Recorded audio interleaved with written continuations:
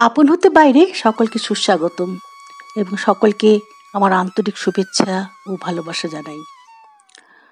Tribute to প্রব্রাজিকা আনন্দপ্রাণা মাতাজি। প্রবীণতমা সন্ন্যাসিনী শ্রী সারদা মঠের পঞ্চম president পূজনীয় প্রব্রাজিকা আনন্দপ্রাণা মাতাজি ৯৭ বছর বয়সে মঙ্গলবার এই নশ্বর পৃথিবীকে চিরবিদায় জানিয়ে চলে যান রামকৃষ্ণ লোকে সকাল ৯টা ৫৪ বেশ কয়েকদিন বার্ধক্যজনিত রোগে ভুগছিলেন। মঙ্গলবার সকালে সারদা মঠের তরফে তার মহাপ্রয়াণের খবর জানানো হয়েছিল।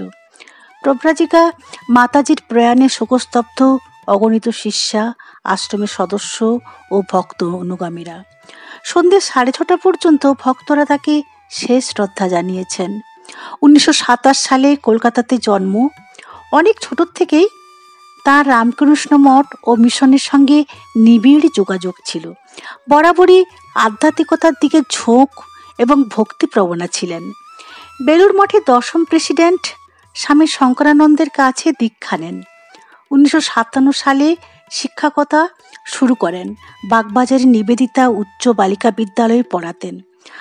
আরও আশ্রমিক জীবনাদর্শ ও রামকৃষ্ণ সারদা স্বামীজি ভাবধারার সঙ্গে নিজেকে একাত্মতা অনুভব করতে থাকেন।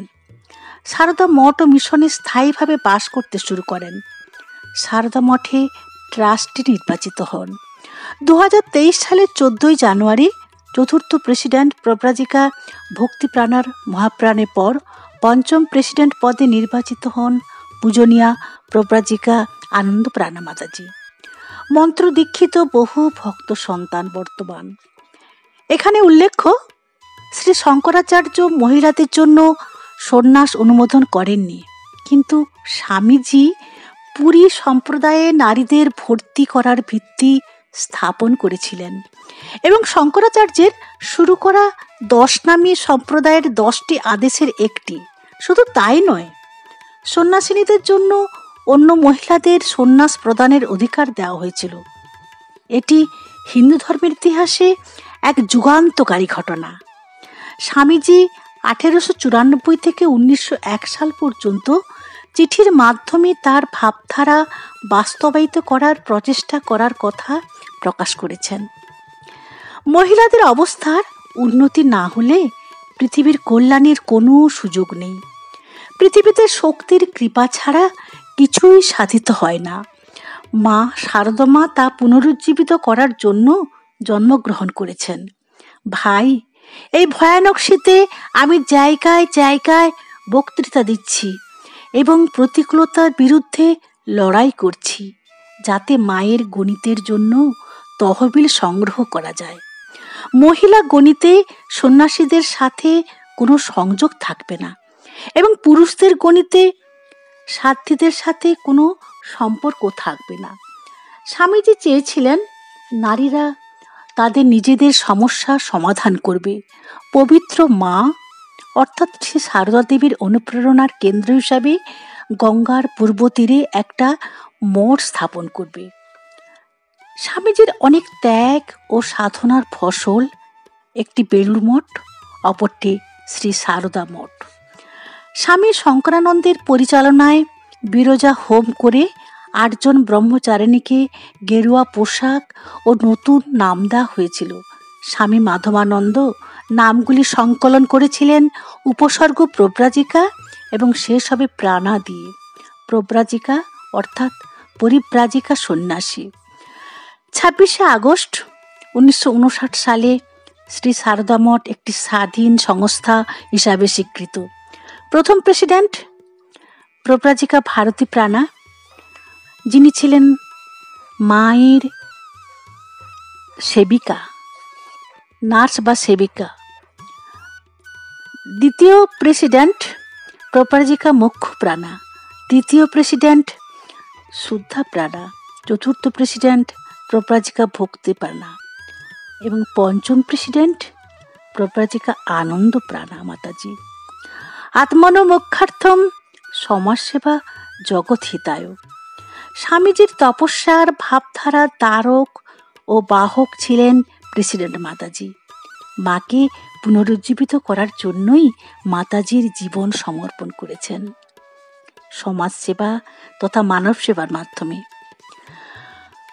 মুখ্যমন্ত্রী মমতা বন্দ্যোপাধ্যায় তার শ্রদ্ধাঞ্জলি জানিয়েছেন, saddened to know that the most revered president of Sri Sarada Moth and Ramakrishna Sarada Mission, Proprajika Anandaprana Mataji, entered Moha Samadhi today morning at Sri Sarada Moth, Dakshineshwar. My pranam to the departed soul of the great spiritual leader.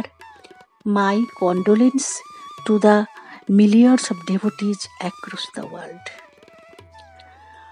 প্রধানমন্ত্রী মোদিজি তার শ্রদ্ধাঞ্জলি জানিয়েছেন, প্রব্রাজিকা আনন্দপ্রাণা মাতাজি, the most revered president of Sri Sarada Mission, will be remembered for her monumental service to society and inculcating values of spirituality among people. Her efforts in healthcare, education and empowering Nari Shakti will be remembered.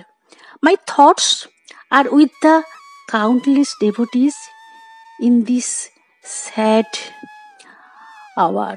Om Shanti. তিনি বলেছেন, শ্রদ্ধাঞ্জলি করেছেন, শ্রদ্ধেয়া তিনি সমাজ গঠনে এবং মানুষের মধ্যে আধ্যাত্মিক মূল্যবোধ সঞ্চারে অসামান্য অবদানের জন্য চিরস্মরণীয় হয়ে থাকবেন।